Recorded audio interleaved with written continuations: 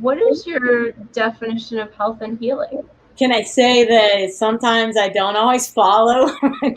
Yeah, definitely. Okay, ideally, it would be a lot of self-care, and that's part of the wise woman tradition too, that we do. Sometimes it's doing nothing, but it's and literally doing nothing, just sitting there and breathing through and resting our minds. That's part of our healing. One of my missions since my daughter Sophia was little and Sam came into my life, Michael came into my life 9 years ago, was to try to eat as much local as we possibly could. Like even local supersedes organic.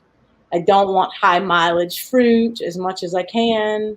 Finding local carrots, that's just heaven right there compared to the mass manufactured monocrop of organic carrots. I know if you've tasted a local carrot, you know the difference. So eating more food is medicine.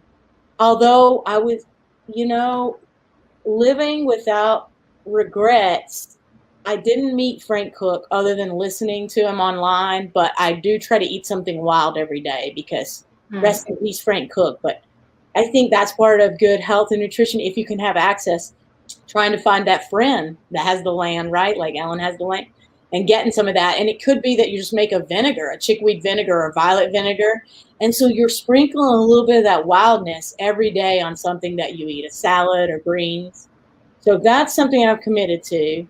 But more, fresh, clean water, getting to know just a few herbs that become your allies, nourishing herbal infusions that Susan Weed makes super popular. And Karina Wood follows that. And many wise woman tradition folks do that as well. Drinking a lot of herb. If you don't know what an infusion is, it's like double this, a quart size. You've got 1 weighed ounce of herb, which comes to about that on a quart jar. Pour boiling water over it, let it sit 4 to 8 hours, and strain that and drink on that for a day. And that nourishment to me is important for our health. Now, I don't do it as often as I should on that, but it's something that does make me feel great when I do it. For a super strong tea, basically. Yes, a very strong tea. And if you don't like the taste of nettle because it's earthy or too green of a drink, you can always add a little honey or sweetener. It's nice as a chai. You could even add spices and your favorite nut beverage or milk. Ice it in the summer. It's really refreshing in the summer, iced. Red clover. This is from Gentle Harmony Farm. Isn't that pretty? Recently brought to us. Wow. Yeah, red clover is another great nourishing infusion.